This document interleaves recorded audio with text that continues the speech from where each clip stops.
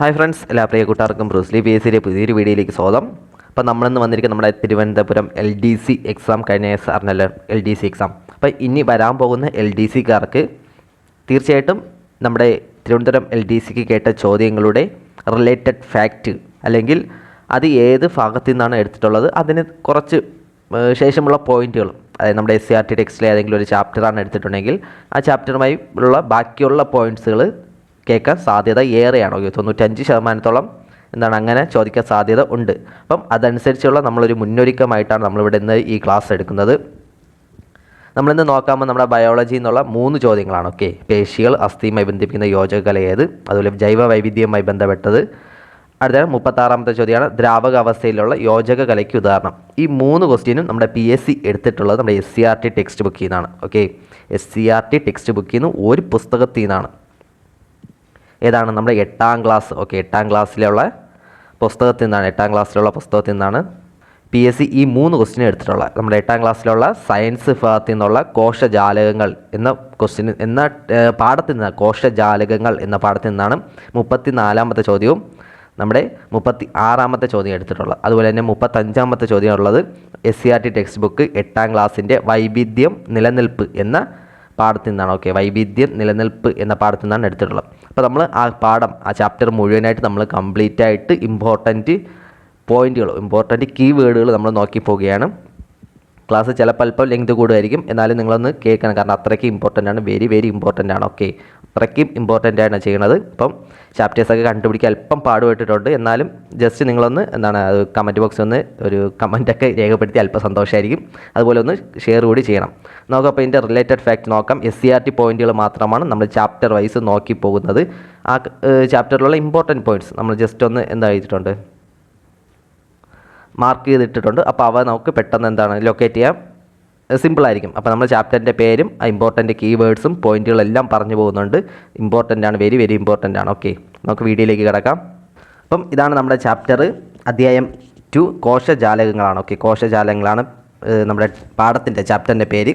അപ്പം പുറത്ത് നല്ലപോലെ അല്പം മഴ ഉണ്ട്, അപ്പോൾ സൗണ്ട് അല്പം ക്വാളിറ്റി കുറവായിരിക്കും, ജസ്റ്റ് ഒന്ന് അഡ്ജസ്റ്റ് ചെയ്യുക. നോക്കപ്പോൾ ഓരോ പോയിന്റ് നോക്കാം. ജസ്റ്റ് ഇതൊക്കെ സ്കിപ്പ് അടിക്കാനുള്ളതാണ്, നമുക്ക് ഇമ്പോർട്ടൻറ്റ് പോയിന്റുകൾ മാത്രം നോക്കി പോകാം. കോശങ്ങളിലെ വൈവിധ്യം, നമുക്ക് ഈ മാർക്ക് ചെയ്തിരിക്കുന്ന പോയിന്റുകൾ നിങ്ങളത് ശ്രദ്ധിക്കാം. നാഡീകോശങ്ങൾ, പേശികോശങ്ങൾ, രക്തകോശങ്ങൾ, അസ്ഥികോശങ്ങൾ എന്നിങ്ങനെ മനുഷ്യ ശരീരത്തിൽ 200ഓളം വ്യത്യസ്ത കോശങ്ങളുണ്ട്. ജസ്റ്റ് മനുഷ്യ ശരീരത്തിൽ ഓരോ ഭാഗവും വിവിധ തരത്തിൽപ്പെട്ട കോടിക്കണക്കിന് കോശങ്ങൾ കൊണ്ടാണ് നിർമ്മിച്ചിരിക്കുന്നത്. സ്കിപ്പ് ചെയ്യാം. ഓക്കെ, കിട്ടാവുന്ന പോയിന്റുകൾ തന്നെയാണ്, അതാണ് ജസ്റ്റ് ഒന്ന് സ്കിപ്പ് ചെയ്ത് വിടുന്നത് അതൊക്കെ. അടുത്താണ് കോശങ്ങൾ ഒറ്റയ്ക്കൊറ്റയ്ക്ക് പ്രവർത്തിക്കാതെ സമാന കോശങ്ങളുടെ കൂട്ടായ്മയായി ആണ് പ്രവർത്തിക്കുന്നത്. ഇത്തരം കോശജാലകങ്ങളെ കലകൾ എന്ന് വിളിക്കുന്നത്. അതായത് സമാനമായ കോശങ്ങളുടെ കൂട്ടത്തിന് എന്താണ് നമ്മൾ കലകൾ എന്നാണ് വിളിക്കുന്നത്. കലകൾ, ടിഷ്യൂസ് എന്ന് നോക്കാം. ഒരേ കോശത്തിൽ നിന്നും രൂപപ്പെട്ടതും ഒരു പ്രത്യേക ധർമ്മം നിർവഹിക്കുന്നതുമായ സമാന കോശങ്ങളുടെ കൂട്ടമാണ് കലകൾ. ഓക്കെ, ഓരോ പോയിന്റ് ശ്രദ്ധിക്കണം, അതാണ് ഇത്ര സമയമെടുത്ത് വായിക്കുന്നത്. ബഹുകോശ ജീവികളായ ജന്തുക്കളിലും സസ്യങ്ങളിലും വിവിധ ഇനം കലകളുണ്ട്. വൈവിധ്യമാർന്ന ശരീരധർമ്മങ്ങൾ കാര്യക്ഷമമായി നിർവഹിക്കുന്നതിന് കലകളുടെ ഒന്നിച്ചുള്ള പ്രവർത്തനം സഹായിക്കുന്നു. അപ്പോൾ ഇതിൽ നോക്കേണ്ടത് ഈ പോയിന്റ് എന്താണ്? ഒരു കോശത്തിൽ നിന്നും രൂപപ്പെട്ടതും ഒരു പ്രത്യേക ധർമ്മം നിർവഹിക്കുന്നതുമായ സമാന കോശങ്ങളുടെ കൂട്ടമാണ് കലകൾ എന്ന് പറയപ്പെടുന്നത്. അത്രയും ഒന്ന് നോക്കി വയ്ക്കുക. അടുത്താണ് കോശങ്ങളിൽ നിന്ന് സിക്താണ്ഡം എന്ന ഒറ്റ കോശത്തിൽ നിന്നും രൂപം പ്രാപിച്ചതാണ് നമ്മുടെ ശരീരം. അപ്പം നമ്മുടെ ആദ്യത്തെ സിംഗിൾ കോശം ഏതാണ്? സിക്താണ്ഡം. ഓക്കെ, ഇതാണ് സിക്താണ്ഡം. സിക്താണ്ഡം തുടർച്ചയായി വിഭജിച്ച് ആകൃതിയിലും വലിപ്പത്തിലും ഉള്ളടക്കത്തിലും വ്യത്യസ്തമായ കോശങ്ങൾ ചേർന്ന് ഭ്രൂണമായി മാറുന്നു. ഓക്കെ, ഇതാണ് നമ്മുടെ സിക്താണ്ഡം. ആദ്യം വൈവിധ്യവൽക്കരിക്കപ്പെടാത്ത കോശമാണ് സിക്താണ്ഡം. അത് പിന്നെ വൈവിധ്യവൽക്കരിക്കപ്പെടുമ്പോൾ ഭ്രൂണകോശമായിട്ട് മാറുന്നു. ഈ ഭ്രൂണകോശമാണ് വിഭജിച്ച് നാഡീകോശം, അസ്ഥികോശം, രക്തകോശം, പേശികോശങ്ങൾ എന്നിവയായിട്ടെല്ലാം മാറുന്നത്. ഓക്കെ, എന്നിട്ട് ഈ പ്രവർത്തനത്തിന് പറയുന്ന പേരെന്താണ്? കോശ വൈവിധ്യവൽക്കരണം. ഓക്കെ, കോശ വൈവിധ്യവൽക്കരണം. ആ കീ പോയിന്റ് നിങ്ങൾ ശ്രദ്ധിക്കണം. ഓക്കെ, അതായത് സിക്താണ്ഡം വിഭജിച്ച് എന്തായി മാറുന്നുണ്ട്? ഭ്രൂണമായിട്ട് മാറുന്നുണ്ട്. പിന്നെ ഭ്രൂണമാണ് അതിൻ്റെ ഘടനയിൽ ധർമ്മത്തിലും വൈവിധ്യം കൈവരിച്ച് കോശ വൈവിധ്യവൽക്കരണം നടത്തി ബാക്കിയുള്ള കോശങ്ങളായിട്ട് മാറുന്നുണ്ട്. ഓക്കെ, കണ്ടോ? ആദ്യം വൈവിധ്യവൽക്കരിക്കപ്പെടാത്ത കോശം സിക്താണ്ഡം. അതുപോലെ ഭാഗികമായി വൈവിധ്യവൽക്കരിക്കപ്പെട്ട കോശം ഭ്രൂണകോശം. പിന്നെ പൂർണ്ണമായി വൈവിധ്യവൽക്കരിക്കപ്പെട്ട കോശങ്ങളാണ് നാഡീകോശം, അസ്ഥികോശം, രക്തകോശം, പേശീകോശങ്ങൾ. ഓക്കെ, ഇത്രയും പോയിന്റ് ശ്രദ്ധിക്കുക. അടുത്താണ് വിത്ത് ഗവേഷണ രംഗത്ത് വൻ മുന്നേറ്റം. വിത്ത് കോശങ്ങളിൽ നിന്നും കലകളെ കൃത്രിമമായി സൃഷ്ടിക്കുന്നതിന് ശാസ്ത്രലോകം വിജയം വരിച്ചു. ജസ്റ്റ് ഒന്ന് ഓർത്തു വയ്ക്കുക, നമ്മുടെ സ്റ്റേറ്റ്മെൻറ്റ് ടൈപ്പിൽ അഥവാ കേട്ടാലോ. ഓക്കെ, അപ്പം വിത്ത് കോശങ്ങളിൽ നിന്ന് കൃത്രിമ കലകൾ സൃഷ്ടിക്കാൻ പറ്റുമെന്ന് ജസ്റ്റ് ഒന്ന് അറിഞ്ഞിരിക്കുക. അടുത്ത പോയിൻ്റാണ് നമ്മുടെ വിത്ത് കോശങ്ങളെക്കുറിച്ച്. PSC മുൻ വർഷങ്ങളിലും PSC ഈ പോയിന്റുകൾ കേട്ടിട്ടുണ്ട്. ഓക്കെ, മുൻ വർഷങ്ങളിലല്ല, മുൻ ക്വസ്റ്റ്യൻസിൽ. ഓക്കെ, വർഷങ്ങളൊന്നും പോണ്ട, നേരത്തെ നടന്ന പരീക്ഷകളിലും ഈ വിത്ത് കോശങ്ങൾ കേട്ടിട്ടുണ്ട്. വിത്ത് കോശത്തിൻ്റെ ഇംഗ്ലീഷ് കൂടി ഒന്ന് നോക്കിക്കണം, സ്റ്റെം സെൽസ് ആണ്. ഓക്കെ, സ്റ്റെം സെൽസ് ആണ്. ഏത് കോശമായി മാറാൻ കഴിവുള്ള സവിശേഷ കോശങ്ങളാണ് വിത്ത് കോശങ്ങൾ. ഓക്കെ, ഏത് കോശമായി മാറാൻ, ഇതേ പോയിന്റ് എടുത്ത് PSC കേട്ടിട്ടുള്ളതാണ്. ഇതേ സെയിം പോയിന്റ്. ഓക്കെ, ഇതേ സെയിം പോയിന്റ് കേട്ടിട്ടുള്ളതാണ്. അപ്പം ഏത് കോശമായി മാറാൻ കഴിവുള്ള സവിശേഷ കോശങ്ങളാണ് വിത്ത് കോശങ്ങൾ. ഇവ മൂലകോശങ്ങളെന്ന് അറിയപ്പെടുന്നു. ഓക്കെ, അപ്പോൾ വിത്ത് കോശങ്ങൾ, സ്റ്റെം സെൽസ്, മൂലകോശങ്ങൾ രണ്ടും ഒന്നാണ്. ഓക്കെ, അടുത്ത് ദീർഘമായ വൈവിധ്യവൽക്കരണ പ്രക്രിയയിലൂടെയാണ് വിത്ത് കോശങ്ങൾ മറ്റു കോശങ്ങളായി രൂപാന്തരപ്പെടുന്നത്. സ്കിപ്പ് ചെയ്യണം.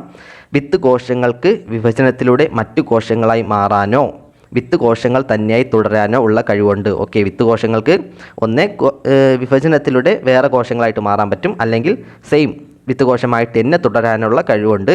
കലകളിലെ കോശങ്ങൾ നശിക്കുമ്പോൾ അവയ്ക്ക് പകരം പുതിയ കോശങ്ങൾ രൂപപ്പെടുന്നത് ഇവയിൽ നിന്നാണ്. ഓക്കെ, പുതിയ കോശങ്ങൾ രൂപപ്പെടുന്നതും വിത്ത് കോശങ്ങളിൽ നിന്നാണ്. ഇനി ശ്രദ്ധിക്കണം, വിത്ത് കോശങ്ങൾ എവിടേക്കാണ് കാണപ്പെടുന്നത്? മജ്ഞ, ത്വക്ക്, അന്നപദം മുതലായ ശരീരഭാഗങ്ങളിൽ വിത്ത് കോശങ്ങൾ ഉണ്ട്.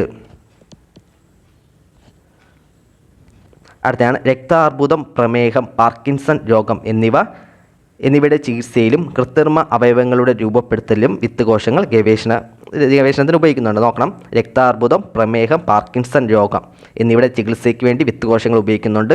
അതിൽ കൃത്രിമ അവയവങ്ങൾ രൂപപ്പെടുത്തുന്നതിനും വിത്ത് കോശ ഗവേഷണം വളരെയധികം ഉപകാരപ്പെടുന്നുണ്ട്. ഇത് നോക്കണം, രക്തത്തിലെ വിത്ത് കോശങ്ങളിൽ നിന്നും സൃഷ്ടിച്ചെടുത്ത രക്തക്കുഴലുകൾ. ഓക്കെ, ഇങ്ങനെ ഒരു സ്റ്റേറ്റ്മെൻറ്റ് തന്നാൽ നമ്മളൊന്ന് കൺഫ്യൂഷൻ ആകരുത്. രക്തത്തിലെ വിത്ത് കോശങ്ങളിൽ നിന്നും എന്താണ് ശാസ്ത്രലോകം രക്തക്കുഴലുകൾ വേർതിരിച്ചെടുത്തു അല്ലെങ്കിൽ രക്തക്കുഴലുകൾ സൃഷ്ടിച്ചു എന്നൊക്കെ സ്റ്റേറ്റ്മെൻറ്റിൽ തന്നിരുന്നാൽ അവിടെ നിങ്ങൾ വീഴരുത്, അങ്ങനെ ഒരു ഫാക്റ്റ് ഉള്ളതാണ്. ഓക്കെ, അടുത്താണ് ബാക്കി ഇതെല്ലാം സ്കിപ്പ്. അടുത്താണ് നമ്മുടെ കലകൾ. ഓക്കെ, നമ്മുടെ PSC കേട്ട ഭാഗമാണ്. ഓക്കെ, കേട്ട ഭാഗം എവിടെയാണ്? ഇതാ അടക്കുന്നത്. പേശികളെ അസ്ഥിയുമായി ബന്ധിപ്പിക്കുന്ന ടെൻഡനുകൾ. ഇതാണ് നമ്മുടെ PSC കേട്ടത്. അപ്പോൾ നമുക്ക് അതൊക്കെ പഠിക്കാം. ഫസ്റ്റ് നോക്കാം, നമ്മുടെ കലകളിലാണ്. ഓക്കെ, ജന്തുകലകളാണ് ഫസ്റ്റും. ആദ്യം ആവരണക്കല. ഇതിൻ്റെ ഇംഗ്ലീഷ് കൂടി നോക്കിക്കണം, epithelial tissues. Okay, epithelial tissues, ആവരണക്കല. ശരീരം പൊതിഞ്ഞ് സംരക്ഷിക്കുന്നു, പേരിൽ തന്നെ ഉണ്ട്, ആവരണം ചെയ്തു വെച്ചിരിക്കുന്നു. ഓക്കെ, ശരീരത്തെ പൊതിഞ്ഞ് സംരക്ഷിക്കുന്നു. അന്നപദത്തിൻ്റെ ഉൾഭിത്തി ആവരണം ചെയ്യുന്നു. എവിടെയാണ്? അന്നപദത്തിൻ്റെ ഉൾഭിത്തി ആവരണം ചെയ്യുന്നു. സംരക്ഷണം, അകീകരണം, സ്രവങ്ങളുടെ ഉൽപ്പാദനം എന്നിവ ധർമ്മങ്ങൾ നിർവഹിക്കുന്നു. ഓക്കെ, ആവരണകല, എപ്പിത്തിയൽ ടിഷ്യൂ. അടുത്ത് വിടണം, നാഡീകല. നെർവസ് ടിഷ്യൂ എന്താണ്? അറിയായിരിക്കും. ശരീരപ്രവർത്തനങ്ങൾ നിയന്ത്രിക്കുകയും ഏകോപിപ്പിക്കുകയും ചെയ്യുന്നു. ശരീരത്തിനകത്തും പുറത്തുമുണ്ടാകുന്ന മാറ്റങ്ങൾ തിരിച്ചറിഞ്ഞ് പ്രതികരിക്കാൻ സഹായിക്കുന്നു നാഡീകലകൾ. ഓക്കെ, പ്രതികരിക്കാൻ സഹായിക്കുന്ന നാഡീകലകളാണ്. അടുത്തതാണ് നമ്മുടെ പേശീകല. Okay, muscular tissue. സങ്കോചിക്കാനും പൂർവ്വസ്ഥിതി പ്രാപിക്കാനും കഴിവുള്ള കോശങ്ങൾ ഏതാണ്? പേശീകോശങ്ങളാണ്. ഓക്കെ, പേശീകലകളാണ്. സങ്കോചിക്കാനും പൂർവ്വസ്ഥിതി പ്രാപിക്കാനുമുള്ള കോശങ്ങൾ. ശരീരചലനം സാധ്യമാകുന്നു. ഓക്കെ, ശരീരചലനം സാധ്യമാകുന്നതും പേശീകലകളാണ്. ഓക്കെ, ശരീരചലനം സാധ്യമാകുന്നു, സങ്കോചിക്കാനും പൂർവ്വസ്ഥിതി പ്രാപിക്കാനും പേശീകലകൾ ഇമ്പോർട്ടൻ്റ് ആണ്. ഈ ഭാഗത്തു നിന്നാണ് PSC കേട്ടിട്ടുള്ളത്. ഇപ്പോൾ അടുത്തൊരു പരീക്ഷയ്ക്ക് കേൾക്കാൻ സാധ്യത 99% ഉള്ളതാണ്. ഇപ്പോൾ ശ്രദ്ധിച്ച് പഠിക്കണം, ഓരോ വേർഡും ശ്രദ്ധിക്കണം. ഓക്കെ, ഇത് ശരീരചലനം സാധ്യമാകുന്നത് പേശീകലകളും, അതിൽ പ്രതികരിക്കാൻ സഹായിക്കുന്ന ഏതാണ്? നാഡീകലകൾ. ഓക്കെ, അതുപോലെ ധർമ്മങ്ങൾ നിർവഹിക്കുന്നത് നമ്മുടെ ആവരണക്കലകളാണ്. ഓക്കെ, എപ്പിത്തിയൽ ടിഷ്യൂസ് ആണ്. അതാണ് ഇമ്പോർട്ടൻ്റ് ആയിട്ടുള്ള നമ്മുടെ കണക്റ്റിംഗ് ടിഷ്യൂസ് അഥവാ യോജക കലകൾ. ഓക്കെ, മറ്റ് കലകളെ അപേക്ഷിച്ച് മറ്റ് കലകളെ പരസ്പരം ബന്ധിപ്പിക്കുകയോ അവയ്ക്ക് താങ്ങായി വർത്തിക്കുകയോ ചെയ്യുന്നതാണ് എന്താണ്? യോജക കലകൾ. ഓക്കെ, യോജിപ്പിക്കുന്നത് കിട്ടുമല്ലോ. ഓക്കെ, അവരെ പരസ്പരം ബന്ധിപ്പിക്കുകയോ യോജിപ്പിക്കുകയോ അല്ലെങ്കിൽ അവർക്ക് താങ്ങായി വർത്തിക്കുകയോ ചെയ്യുന്നതാണ് യോജക കലകൾ. എക്സാമ്പിൾ നോക്കണം, അസ്ഥി, തരുണാസ്ഥി, നാരുകല. ഇനി അടുത്തതാണ് PSC കുറേ തവണ കേട്ടിട്ടുള്ള എക്സാമ്പിളാണ് രക്തം. ഓക്കെ, ബ്ലഡ് എന്ന് പറയുന്ന ഒരു യോജക കലയാണ്. ഓക്കെ, ബ്ലഡ് എന്ന് പറയുന്ന ഒരു എന്താണ്? കണക്റ്റീവ് ടിഷ്യൂ ആണ്. ബ്ലഡ് ഒരു കണക്റ്റീവ് ടിഷ്യൂ ആണ്. ഓർത്ത് വയ്ക്കണം. അസ്ഥി, തരുണാസ്ഥി, നാരുകല, രക്തം. ഇനി ഇവയുടെ ഓരോന്നിൻ്റെ ധർമ്മം നോക്കാം. അസ്ഥിയുടെയും തരുണാസ്ഥിയുടെയും എന്താണ് ശരീരത്തിന് താങ്ങും സംരക്ഷണം ആകൃതിയും നൽകുന്നു കിട്ടും. നാരുകല എന്താണ് ഇതര കലകളെ ബന്ധിപ്പിക്കുന്നു. ഓക്കെ, നാര് കൊണ്ട് കെട്ടിവെക്കണമെന്ന് ഓർത്താൽ നാരുകല ഇതര കലകളെ ബന്ധിപ്പിക്കുന്നു. അതാണ് എന്താണ് നമ്മുടെ രക്തം എന്ന യോജകലയുടെ എന്താണ് ധർമ്മം എന്ന് വെച്ചാൽ പദാർത്ഥ സംവഹനം രോഗപ്രതിരോധം മുതലായ ധർമ്മങ്ങൾ രക്തം നിർവഹിക്കുന്നു. ഓക്കെ, കിട്ടുമല്ലോ അപ്പം യോജക കലകൾ ഇതാണ്. അത് നമ്മുടെ യോജകങ്ങളുമായിട്ട് കുറച്ച് പോയിന്റുകളുണ്ട്. പേര് സൂചിപ്പിക്കുന്നത് പോലെ തന്നെ പ്രധാനമായും മറ്റു കലകളെ പരസ്പരം യോജിപ്പിക്കുന്ന ധർമ്മമാണ് യോജക കലകൾ നിർവഹിക്കുന്നത്. പേശികളെ അസ്ഥിയുമായി ബന്ധിപ്പിക്കുന്ന ടെൻഡനുകൾ ശ്രദ്ധിക്കണം. PSC കേട്ടത് പേശികളെ അസ്ഥിയുമായി ബന്ധിപ്പിക്കുന്ന ടെൻഡനുകൾ. അപ്പോൾ PSC എടുത്തിട്ടുള്ളത് ഈ ഭാഗത്തു നിന്നുള്ള ക്വസ്റ്റ്യനാണ്. അടുത്ത് അസ്ഥികളെ പരസ്പരം ബന്ധിപ്പിക്കുന്ന സ്നായുക്കൾ. ഓക്കെ, അസ്ഥികളെ പരസ്പരം ബന്ധിക്കുന്ന സ്നായുക്കൾ കണ്ണുകളെയും വൃക്കകളെയും സ്ഥാനത്ത് ഉറപ്പിച്ച് നിർത്തുന്ന നാരുകലകൾ എന്നിവയെല്ലാം ഈ ധർമ്മമാണ് നിർവഹിക്കുന്നത്. അപ്പം നോക്കണം, പേശികളെ അസ്ഥിയുമായി ബന്ധിപ്പിക്കുന്ന ടെൻഡനുകൾ, അസ്ഥികളെ പരസ്പരം സ്നായുക്കൾ, കണ്ണിനെയും വൃക്കേനെയും ഉറപ്പിച്ച് നിർത്തുന്ന നാരുകലകൾ. അടുത്ത് യോജക കലകളായ അസ്ഥികലയും നരുണാസ്ഥികലയും ചലനത്തിന് സഹായിക്കുന്നതോടൊപ്പം ശരീരത്തിന് ആകൃതിയും താങ്ങും ബലവും നൽകുകയും ആന്തര അവയവങ്ങൾക്ക് പൊതിഞ്ഞ് സംരക്ഷിക്കുകയും ചെയ്യുന്നു. അതുകൂടി ശ്രദ്ധിക്കണം, ആന്തര അവയവങ്ങളെ പൊതിഞ്ഞ് സംരക്ഷിക്കുകയും ചെയ്യുന്നതാണ് നമ്മുടെ അസ്ഥിയും തരുണാസ്ഥിയും. അടുത്ത് ദ്രാവക കലയായ രക്തവും യോജക കലകളിൽ പെടുന്നു. ശ്വസനവാതകങ്ങളുടെയും പോഷകങ്ങളുടെയും സംവഹനം, രോഗപ്രതിരോധം തുടങ്ങിയ വ്യത്യസ്ത ധർമ്മങ്ങളാണ് രക്തം നിർവഹിക്കുന്നത്. ശരീരത്തിൽ ഏറ്റവും കൂടുതൽ കാണപ്പെടുന്നതും ഏറ്റവും വൈവിധ്യമാർന്നതുമായ കലകളാണ് യോജക കലകൾ. ശ്രദ്ധിക്കണം, ഏറ്റവും കൂടുതൽ കാണപ്പെടുന്നതും ഏറ്റവും വൈവിധ്യമാർന്ന കലകളുമാണ് യോജക കലകൾ അഥവാ കണക്റ്റീവ് ടിഷ്യൂസ് എന്ന് പറയുന്നത്. ഓക്കെ, കിട്ടുമല്ലോ. ഇത്രയും പോയിന്റ് ഇമ്പോർട്ടൻ്റ് ആണ്, വെരി വെരി ഇമ്പോർട്ടൻ്റ് ആണ്.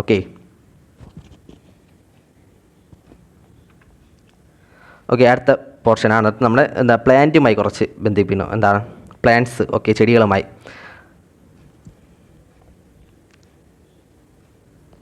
ഈ മുകളിലത്തെ പാരഗ്രാഫ് ശ്രദ്ധിക്കണം. സസ്യങ്ങളെയും കാണ്ഡത്തിൻ്റെയും വേരിൻ്റെയും അഗ്രങ്ങളിലാണ് വളർച്ച പ്രധാനമായി കേന്ദ്രീകരിച്ചിരിക്കുന്നത്. സസ്യങ്ങളിൽ കാണ്ഡത്തിൻ്റെയും അതിൻ്റെ കാണ്ഡവും അല്ല വേരിൻ്റെയും അഗ്രഹങ്ങളിലാണ് വളർച്ച പ്രധാനമായും കേന്ദ്രീകരിച്ചിരിക്കുന്നത്. എന്നാൽ ജന്തുക്കളിൽ വളർച്ച പ്രത്യേക സ്ഥാനങ്ങൾ കേന്ദ്രീകരിച്ചല്ല നടക്കുന്നത്. കിട്ടാവുന്നതാണ് ബാക്കി. അടുത്താണ് നമ്മൾ അതിൻ്റെ കലകളെക്കുറിച്ച് പഠിക്കുന്നത്. നമ്മുടെ സസ്യത്തിലുള്ള കലകളാണ് മെരിസ്റ്റമിക് കലകൾ. ഓക്കെ, ഇതാണ് മെരിസ്റ്റമിക് കലകൾ.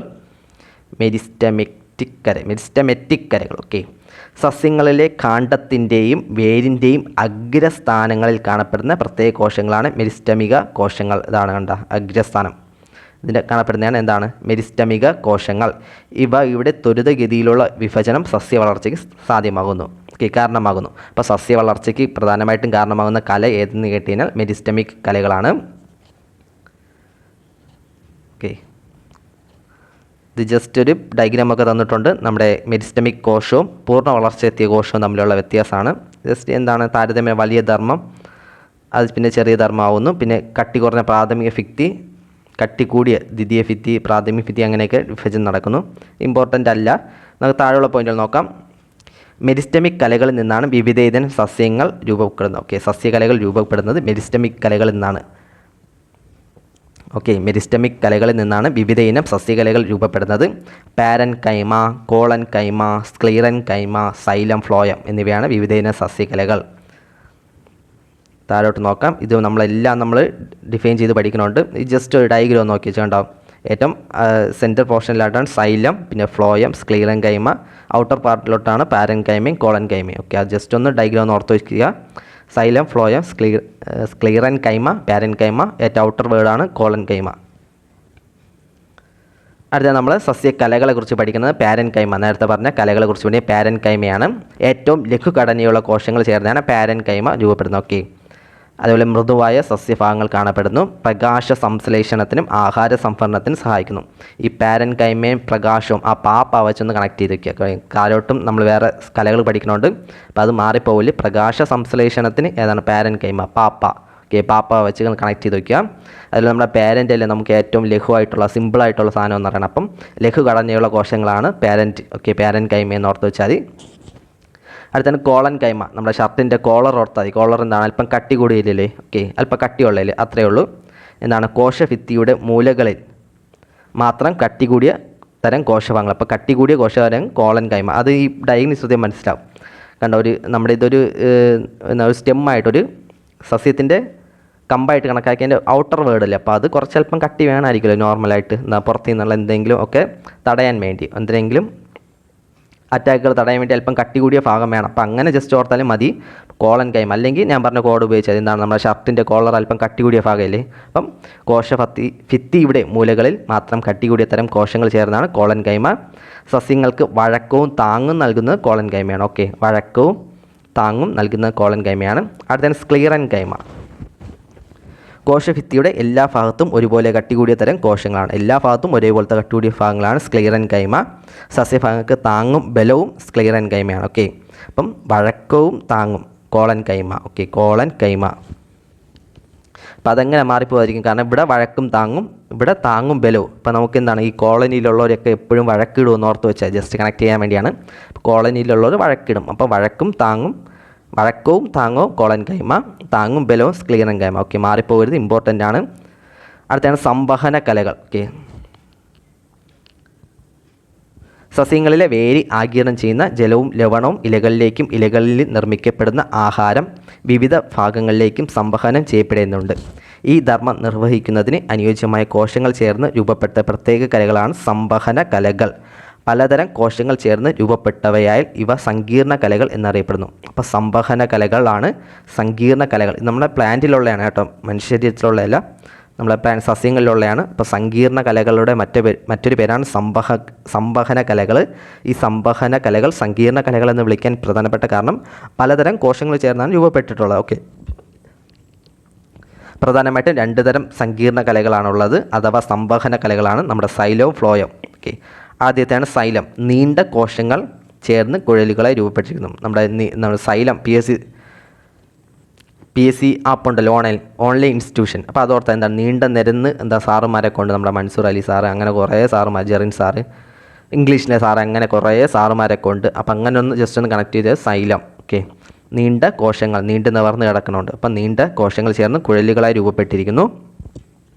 അടുത്തയാണ് വേര് ആഗിരണം ചെയ്യുന്ന ജലം ലവണങ്ങളും ഇലകളിൽ എത്തിക്കുന്നു. ഓക്കെ, അവിടുത്തെ സാറുമാർ സ്വീകരിക്കുന്ന അറിവൊക്കെ നമ്മളെ പോലെയുള്ള നമ്മളാണ് ഇലകളെന്ന് ജസ്റ്റ് ഒന്ന് ഇമാജിൻ ചെയ്താൽ മതി. അപ്പം നമുക്ക് അവരുടെ അറിവ് നമുക്ക് പകർന്നു തരുന്നു. അങ്ങനെ ഒന്ന് ജസ്റ്റ് ഒന്ന് കണക്ട് ചെയ്ത് വയ്ക്കുക, അത് മനസ്സിലാവാൻ വേണ്ടിയാണ്.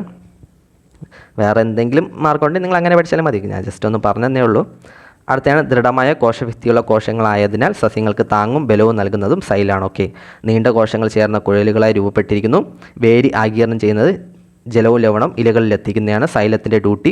അടുത്താണ് ഫ്ലോയം. ഓക്കെ, സൈലവും ഫ്ലോയം നോക്കണം. ഇതാണ് സൈലം, ഇത് ഫ്ലോയം. ഓക്കെ, ഫ്ലോയം സ്പെല്ലിംഗ് കൂടി ഒന്ന് നോക്കി വയ്ക്കണം കേട്ടോ, സൈലം XYLM, അത് കിട്ടും. Phloem PHLOEM. ഓക്കെ, കുഴലുകളായി രൂപപ്പെട്ട പരസ്പര ബന്ധിത കോശങ്ങൾ ചേർന്നാണ് ഫ്ലോയം രൂപപ്പെടുന്നത്.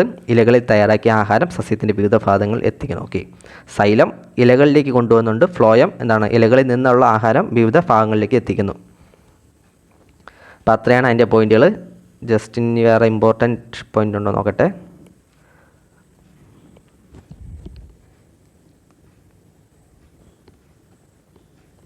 ഓക്കെ, അടുത്ത് നോക്കാം. കോശങ്ങൾ ചേർന്ന് കലകളും കലകൾ ചേർന്ന് അവയവങ്ങളും അവയവങ്ങൾ ചേർന്ന് അവയവ വ്യവസ്ഥയും രൂപപ്പെടുന്നു. അറിയാവുന്നതായിരിക്കും, കോശങ്ങൾ ചേർന്നാണ് കലകൾ രൂപപ്പെടുന്നത്, കലകൾ ചേർന്ന് അവയവങ്ങൾ ചേർന്ന് അവയവ വ്യവസ്ഥ രൂപപ്പെടുന്നുണ്ട്. ബാക്കി ഈ ഒരു സ്റ്റേറ്റ്മെൻറ്റ് കൂടി നോക്കണം. കോശങ്ങളാണ് ജീവൻ്റെ അടിസ്ഥാന ഘടകം. ഓക്കെ, ജീവൻ്റെ അടിസ്ഥാന ഘടകം ഏതാണ്? കോശങ്ങളാണ്. കോശഭാഗങ്ങളെല്ലാം നിർമ്മിക്കപ്പെട്ടിരിക്കുന്നത് വിവിധ പദാർത്ഥങ്ങൾ കൊണ്ടാണ്. എല്ലാ പദാർത്ഥങ്ങളും അടിസ്ഥാനപരമായി ആറ്റങ്ങളാൽ നിർമ്മിതമാണെന്നും നിങ്ങൾ മനസ്സിലാക്കിയിട്ടുണ്ട്. ഓക്കെ, എല്ലാ പദാർത്ഥങ്ങളും അടിസ്ഥാനപരമായി ആറ്റങ്ങളാൽ നിർമ്മിതമാണ്. ഇതൊന്ന് നോക്കണം, ഈ ഡയഗ്രാം. ഫസ്റ്റ് ആറ്റങ്ങൾ ചേർന്ന് തന്മാത്രകൾ ചേർന്ന് കോശാംഗം, പിന്നെ കോശം, പിന്നെ കല രൂപപ്പെടുന്നു, അവയവം രൂപപ്പെടുന്നു, അവയവ വ്യവസ്ഥ, ജീവിഗണം, സമുദായ, ജീവി. ഓക്കെ, ജീവി സമുദായം.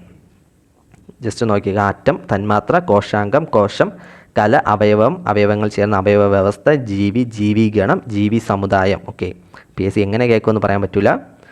അടുത്തത് തുടർച്ചയായ വിഭജനത്തിൻ്റെയും വൈവിധ്യവൽക്കരണത്തിൻ്റെയും ഫലമായാണ് കോശങ്ങളിൽ നിന്നും സങ്കീർണ ഘടനയുള്ള ജീവശരീരം രൂപപ്പെടുന്നത്. ഓക്കെ, പുതിയ ജീവശരീരം രൂപപ്പെടുന്നത് എങ്ങനെയാണ്? വിഭജനത്തിൻ്റെയും വൈവിധ്യവൽക്കരണത്തിൻ്റെ ഫലമായിട്ടാണ്. ഓക്കെ,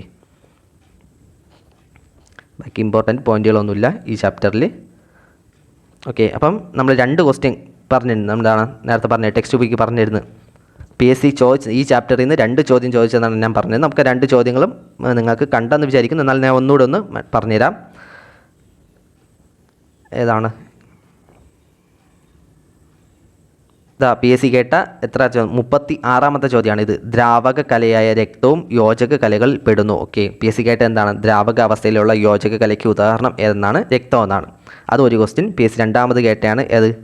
നമ്മുടെ പേശികളെയും അസ്ഥിയും തമ്മിൽ ബന്ധിപ്പിക്കുന്നത് ഏതെന്നാണ്? ഓക്കെ, പേശികളെ അസ്ഥിയുമായി ബന്ധിപ്പിക്കുന്ന യോജക കല ഏതെന്നാണ്? ടെൻഡനുകൾ. അപ്പോൾ ഈ ചാപ്റ്ററിന്, അതായത് 8ാം ക്ലാസ്സിലെ കോശജാലകങ്ങൾ എന്ന ചാപ്റ്ററിന് ബയോളജിയുടെ 2 ചോദ്യങ്ങളാണ് PSC കേട്ടിട്ടുള്ളത്.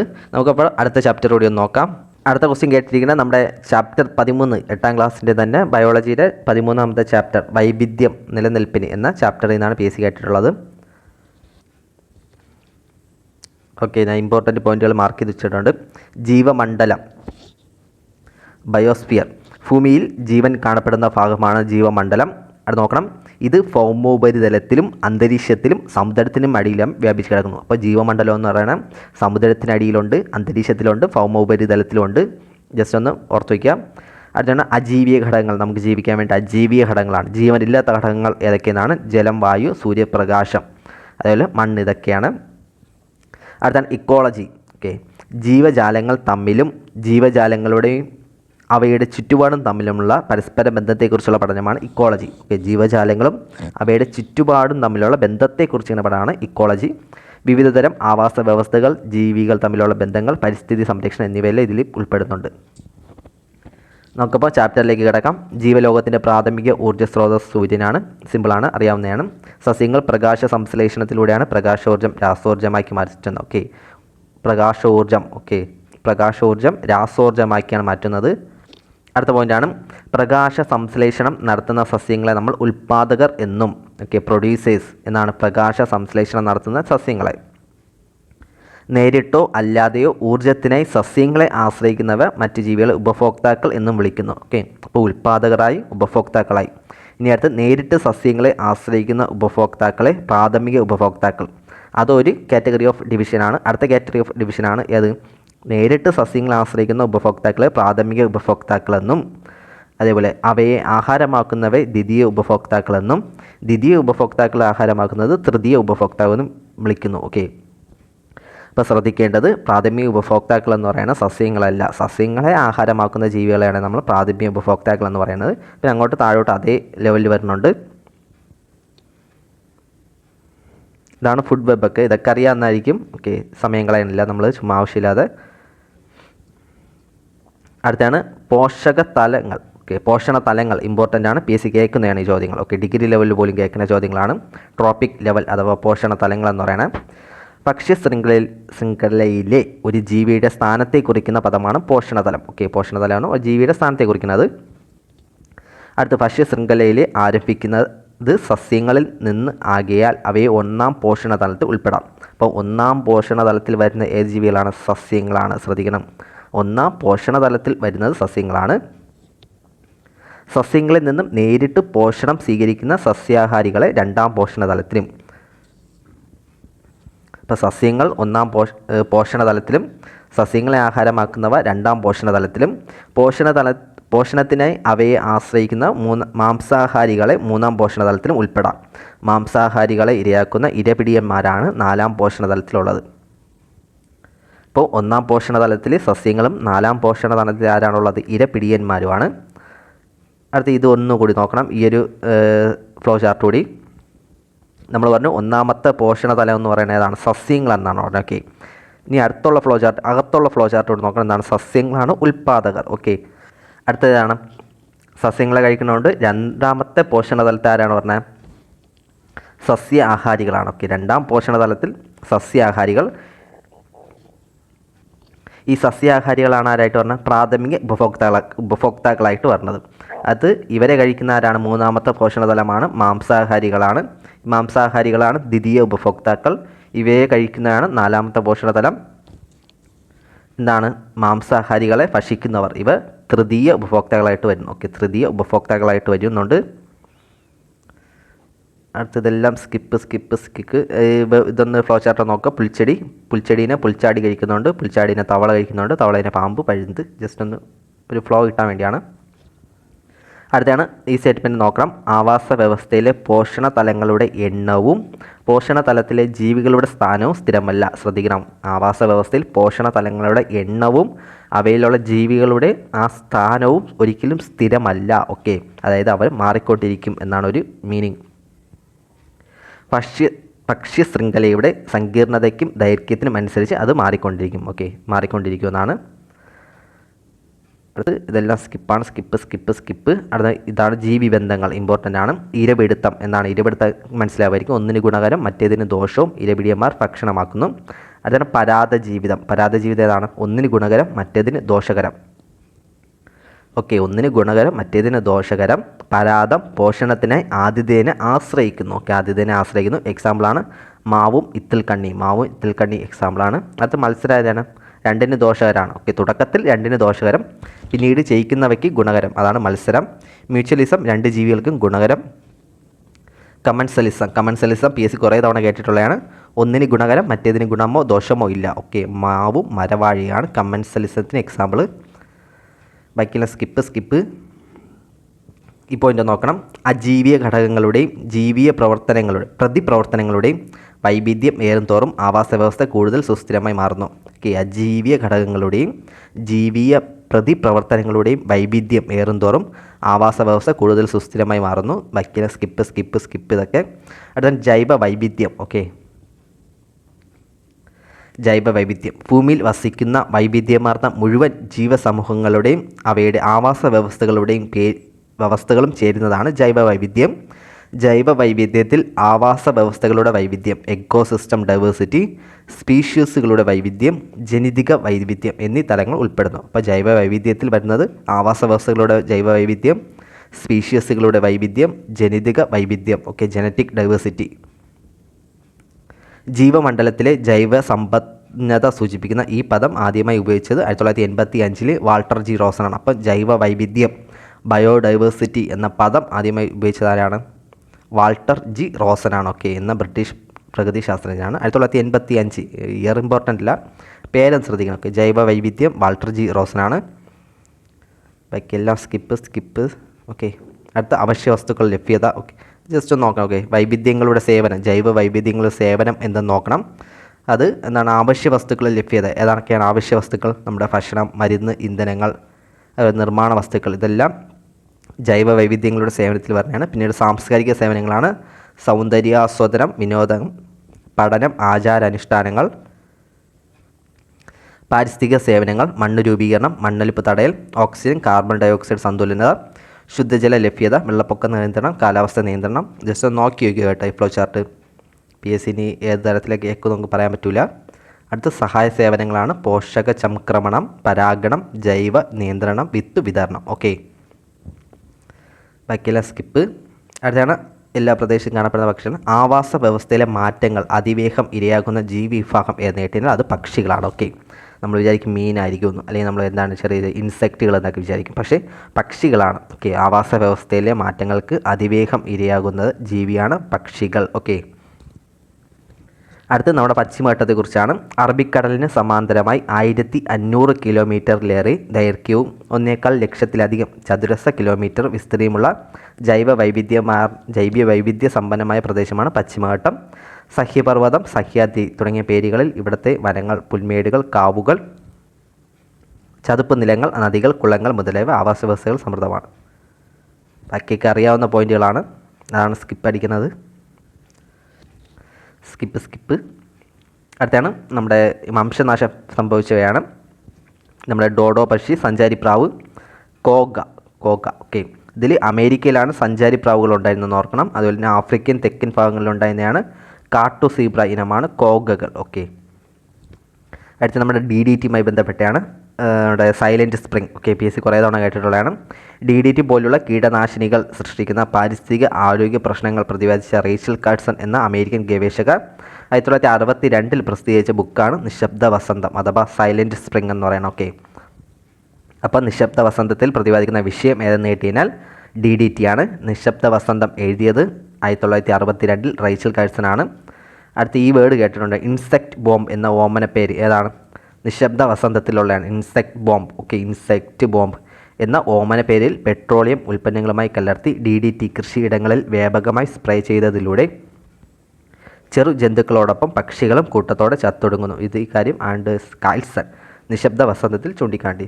അപ്പം ഈ ഇൻസെക്റ്റ് ബോംബ് എന്ന് വെച്ചാൽ എന്താണ്? പെട്രോളിയം ഉൽപ്പന്നങ്ങളിൽ DDT കലർത്തി സ്പ്രേ ചെയ്യുന്നതാണ്. Okay, insect bomb. അപ്പോൾ ഇൻസെക്റ്റ് ബോംബ് എവിടെ നിന്ന് കേട്ടിട്ടുണ്ട്? നമ്മുടെ റൈച്ചൽ കേസിൻ്റെ നിശബ്ദ വസന്തത്തിലുള്ളതാണ്. ഇനി നമ്മളിവിടെ പറഞ്ഞെന്താണ്? 1962 നിശബ്ദ വസന്തം പ്രസിദ്ധീകരിച്ചത്. പക്ഷേ ഇതിൻ്റെ ഫലമായിട്ട് എന്താണ്? 1972 അമേരിക്കയിൽ DDT നിരോധിക്കാൻ കാരണമായി. ഓക്കെ, 62, 72 ജസ്റ്റ് ഒന്ന് കണക്ട് ചെയ്യുക. വർഷങ്ങൾ ഇമ്പോർട്ടൻ്റ് അല്ല, പിന്നെ പറഞ്ഞതന്നേ ഉള്ളൂ. അടുത്താണ് നമ്മുടെ red data book IUCN international union for conservation of nature. വംശനാശ ഭീഷണി നേരിടുന്ന സസ്യങ്ങളുടെയും ജന്തുക്കളുടെയും വിവരങ്ങൾ IUCNൻ്റെ ആഭിമുഖ്യത്തിൽ ഓരോ വർഷവും പട്ടികപ്പെടുത്തുന്നു. ഇതാണ് റെഡ് ഡാറ്റ ബുക്ക് എന്ന് പറയുന്നത്. ഇനി ജൈവ വൈവിധ്യം എന്നാണ് സംരക്ഷിക്കുക, ഉപയോഗിക്കുക, അറിയുക. വീണ്ടും സൈക്കിളായിട്ട് വരും സംരക്ഷിക്കുക, ഉപയോഗിക്കുക, അറിയുക. സ്കിപ്പ് ബാക്കിയെല്ലാം. അടുത്ത് ജീവജാലങ്ങൾ അവയുടെ സ്വാഭാവിക ആവാസ വ്യവസ്ഥകളിൽ തന്നെ സംരക്ഷിക്കുന്നതാണ് ഇൻസിറ്റ് കൺസർവേഷൻ. ഓക്കെ, അവയുടെ സ്വാഭാവിക ആവാസ വ്യവസ്ഥകൾ തന്നെ സംരക്ഷിക്കുന്നതാണ് ഇൻസിറ്റ് കൺസർവേഷൻ. സ്വാഭാവിക ആവാസ വ്യവസ്ഥയ്ക്ക് പുറത്ത് സംരക്ഷിക്കുന്നതാണ് നമ്മൾ എക്സിറ്റ് കൺസർവേഷൻ എന്ന് പറയുന്നത്. ഓക്കെ, അതൊന്ന് പഠിക്കണം. ഇവിടെ നിന്നാണ് നമ്മൾ ക്വസ്റ്റ്യൻ കേട്ടിട്ടുള്ളത്. അടക്കണം നമ്മുടെ പൊതുജന പങ്കാളിത്തത്തോടെ നടപ്പിലാക്കുന്ന സംരക്ഷണ സംവിധാനമാണ് കമ്മ്യൂണിറ്റി റിസർവുകൾ. അത് ഈ ഭാഗത്തു നിന്നാണ് എടുത്തിട്ടുള്ളത്. പോയിന്റുകൾ നോക്കാം. ഇൻസിറ്റ് കൺസർവേഷൻ എന്താണ്? സ്വാഭാവിക ആവാസ വ്യവസ്ഥകൾ തന്നെ സംരക്ഷിക്കുന്നതാണ് ഇൻസിറ്റ് കൺസർവേഷൻ. അവയുടെ പ്രധാനപ്പെട്ടതാണ് വന്യജീവി സങ്കേതങ്ങൾ, നാഷണൽ പാർക്കുകൾ, കമ്മ്യൂണിറ്റി റിസർവുകൾ, പിന്നെ നമ്മുടെ ബയോസ്ഫിയർ റിസർവുകൾ, കാവുകൾ, ഇക്കോളജിക്കൽ ഹോട്ട്സ്പോട്ടുകളൊക്കെ അവയിൽ പറഞ്ഞതാണ്. ഇപ്പോൾ അതിൻ്റെ ഡെഫിനിഷൻ നമുക്ക് സ്പീഡിൽ ഒന്ന് പറഞ്ഞു പോകാം. അറിയാവുന്ന കാര്യങ്ങൾ തന്നെയാണ്. ഫസ്റ്റ്, വന്യജീവി സങ്കേതങ്ങളാണ്. ആവാസ വ്യവസ്ഥകളെ പരിരക്ഷിച്ചുകൊണ്ട് വന്യജീവികളുടെ വംശനാശം തടയാനായി പ്രഖ്യാപിക്കപ്പെട്ടിട്ടുള്ള വനമേഖലകളാണ്. ഇതാണ് വന്യജീവി സങ്കേതങ്ങൾ. പേപ്പാറ, പെരിയാർ, വയനാട് എന്നിവയാണ് കേരളത്തിലുള്ള ഉദാഹരണങ്ങൾ. പിന്നെ നാഷണൽ പാർക്കുകളാണ്. വന്യജീവി സംരക്ഷണത്തോടൊപ്പം ഒരു മേഖലയിൽ ചരിത്ര സ്മാരകങ്ങൾ, പ്രകൃതി വിഭവങ്ങൾ, ഭൗമ സവിശേഷതകൾ എന്നിവ കൂടി സംരക്ഷിക്കുന്നതിനായി രൂപീകരിക്കപ്പെട്ട നാഷണൽ പാർക്കുകളാണ്. ഓക്കെ, അതായത് നമ്മുടെ വന്യജീവി സംരക്ഷണത്തിനോടൊപ്പം ചരിത്ര സ്മാരകങ്ങൾ, പ്രകൃതി വിഭവങ്ങൾ, ഭൗമ സവിശേഷതകൾ എന്നിവയെല്ലാം സംരക്ഷിക്കുന്നതാണ്. കേരളത്തിലെ national പാർക്കുകളാണ് Eravikulam, silent Valley Palakkad, Anamudi, മതിൽക്കെട്ടാഞ്ചോല, Pampad ചോല. ഇവ 4 എവിടെയാണ്? ഇടുക്കിയിലാണ്. അടുത്താണ് കമ്മ്യൂണിറ്റി റിസർവുകൾ. PSC കേട്ടതാണ്. പൊതുജന പങ്കാളിത്തത്തോടെ സംരക്ഷിക്കപ്പെടുന്ന പ്രദേശങ്ങളാണ് കമ്മ്യൂണിറ്റി റിസർവുകൾ. ജനവാസ കേന്ദ്രങ്ങളിൽ നിന്നും പരിസ്ഥിതി പ്രാധാന്യമായ പ്രദേശങ്ങളാണ്. മലപ്പുറം, കോഴിക്കോട് ജില്ലകളിലായി സ്ഥിതി ചെയ്യുന്നതാണ് കടലുണ്ടി കമ്മ്യൂണിറ്റി റിസർവ്. അപ്പോൾ കടലുണ്ടി എവിടെ നേട്ടന? മലപ്പുറം, കോഴിക്കോടാണ്. അടുത്താണ് ബയോസ്ഫിയർ റിസർവുകൾ. ലോകത്തിലെ പ്രധാനപ്പെട്ട ആവാസ വ്യവസ്ഥകളെയും ജൈവ വൈവിധ്യത്തെയും ജനിതക സ്രോതസ്സുകളെയും സംരക്ഷിക്കുക എന്ന ഉദ്ദേശത്തോടെ സ്ഥാപിക്കപ്പെട്ട വിശാലമായ ഭൂപ്രദേശമാണ് നീലഗിരി, അഗസ്ത്യമലയ്ക്കാണ് എക്സാമ്പിൾ. കാവുകൾ മനുഷ്യവാസ പ്രദേശങ്ങളിൽ സംരക്ഷിക്കപ്പെട്ടു വരുന്ന വിസ്തൃതി കുറഞ്ഞ വൈവിധ്യ മേഖലയാണ് കാവുകൾ. ഓക്കെ, വിസ്തൃതി കുറഞ്ഞ ജൈവ വൈവിധ്യ മേഖലയാണ് കാവുകൾ. ഇക്കോളജിക്കൽ ഹോട്ട്സ്പോട്ടുകൾ ധാരാളം സ്പീഷ്യസുകൾ ഉൾക്കൊള്ളുന്നതും ആവാസ ഭീഷണി നേരിടുന്നതുമായ ജൈവ വൈവിധ്യ മേഖലകളാണിവ. ഹോട്ട്സ്പോട്ടുകൾ അതീവ പരിസ്ഥിതി പ്രാധാന്യമുള്ള ജൈവസമ്പന്ന മേഖലയാണ് ഓരോ ഹോട്ട്സ്പോട്ടും. ലോകത്താകമാനം 34 ഹോട്ട്സ്പോട്ടുകളിൽ 3 ഇന്ത്യയിലാണ്. ഇന്ത്യയിലുള്ള 3 ഏതാണ്? പശ്ചിമഘട്ടം, വടക്കുകിഴക്കൻ ഹിമാലയം, ഇന്തോ ബർമൻ മേഖല എന്നിവയാണ്. അടുത്ത നമ്മൾ എക്സിറ്റ് കൺസർവേഷൻ പറഞ്ഞു. ഇനി ഇൻസിറ്റ് കൺസർവേഷനാണ് പറഞ്ഞുകൊണ്ടിരുന്നത്. അതിൽ എക്സാംസാണ് വന്യജീവി, നാഷണൽ പാർക്ക്, കമ്മ്യൂണിറ്റി, ബയോസ്ഫിയർ. ഇനി നമുക്ക് എക്സിറ്റ് കൺസർവേഷൻ നോക്കാം. എക്സിറ്റ് കൺസർവേഷനിൽ ഏതാണ് പറഞ്ഞാൽ? സുവോളജിക്കൽ ഗാർഡൻ, അതുപോലെ ബൊട്ടാണിക്കൽ ഗാർഡൻ, ജീൻ ബാങ്കുകളൊക്കെ പറഞ്ഞത്. ഓക്കെ, അപ്പോൾ നമുക്ക് സുവോളജിക്കൽ ഗാർഡൻ നോക്കാം. വ്യത്യസ്ത ഇനങ്ങളിൽപ്പെട്ട ജന്തുക്കളെ പ്രത്യേകമായി പാർപ്പിച്ച് പരിപാലിക്കുകയും വംശവർദ്ധവിന് വേണ്ടി സാഹചര്യങ്ങൾ ഒരുക്കുകയും ചെയ്യുന്ന സംരക്ഷണ കേന്ദ്രങ്ങളാണ് സുവോളജിക്കൽ ഗാർഡനുകൾ. വനമേഖലയിലെ വംശനാശം സംഭവിച്ച ജീവികളുടെ സംരക്ഷണ കേന്ദ്രം കൂടിയാണ് ഇവ. കേരളത്തിലുള്ള നമ്മുടെ തിരുവനന്തപുരത്തുള്ള മൃഗശാല, അതുപോലെ തൃശ്ശൂർ എന്നിവിടങ്ങളിൽ സുവോളജിക്കൽ ഗാർഡനുകൾ ഉണ്ട്. അടുത്താണ് ബൊട്ടാണിക്കൽ ഗാർഡനിൽ സസ്യങ്ങളെയാണ് സംരക്ഷിക്കുന്നത്. എക്സാമ്പിളാണ് തിരുവനന്തപുരത്ത് Palode Jawaharlal Nehru tropical botanical garden and research institute JNTBGRI. കോഴിക്കോടിലുള്ളതാണ് എന്താണ്? മലബാർ ബൊട്ടാണിക്കൽ ഗാർഡൻ, കോഴിക്കോടാണ് MBG. ജീൻ ബാങ്കുകളാണ് വിത്തുകൾ, ബീജങ്ങൾ മുതലായവ ശേഖരിക്കാനും ദീർഘകാലത്തേക്ക് സംരക്ഷിക്കാനുമുള്ള സംവിധാനങ്ങളുടെ ഗവേഷണ കേന്ദ്രങ്ങളാണ് ഇവ. തിരുവനന്തപുരത്തെ Rajiv Gandhi centre for biotechnology RGCB എന്നാണ് ജീൻ ബാങ്കുകൾക്ക് എക്സാമ്പിളാണ്. അത് നമ്മൾ IUCN international union for conservation Switzerland ആസ്ഥാനമായി പ്രവർത്തിക്കുന്ന സ്വതന്ത്ര സംഘടനയാണ് IUCN. World wide fund for nature, ജൈവ വൈവിധ്യ സംരക്ഷണം, പ്രകൃതി വിഭവങ്ങളുടെ ചൂഷണം, മലിനീകരണം എന്നിവയാണ് WWF. ആസ്ഥാനം സ്വിറ്റ്സർലാൻഡാണ്. ആസ്ഥാനം സ്വിറ്റ്സർലാൻഡാണ്. ബാക്കിയൊന്നും നമ്മുടെ ഇമ്പോർട്ടൻ്റ് ആയിട്ടുള്ള പോയിന്റുകളൊന്നുമില്ല. ഈ 2 ചാപ്റ്ററാണ് നമ്മൾ ഇമ്പോർട്ടൻ്റ് ചാപ്റ്ററാണ്. 3 ക്വസ്റ്റ്യൻ കേട്ടിട്ടുണ്ട്. അപ്പം എന്തെങ്കിലും ഡൗട്ട് ഉള്ളതുകൊണ്ട് ജസ്റ്റ് ഒന്ന് കമൻറ്റ് ബോക്സിൽ രേഖപ്പെടുത്തുക. അതുപോലെ തന്നെ ഇതുപോലത്തെ എക്സ്പ്ലനേഷൻ വീഡിയോസ് ഇനി വേണമെങ്കിൽ അതും ഒന്ന് കമൻറ്റ് ബോക്സിൽ രേഖപ്പെടുത്തുക. ഇഷ്ടപ്പെട്ടതിന് കൂട്ടുകാരിലേക്ക് ഒന്ന് ഷെയർ ചെയ്ത് കൊടുക്കുക. മറ്റൊരു വീഡിയോ ആയിട്ട് നമുക്ക്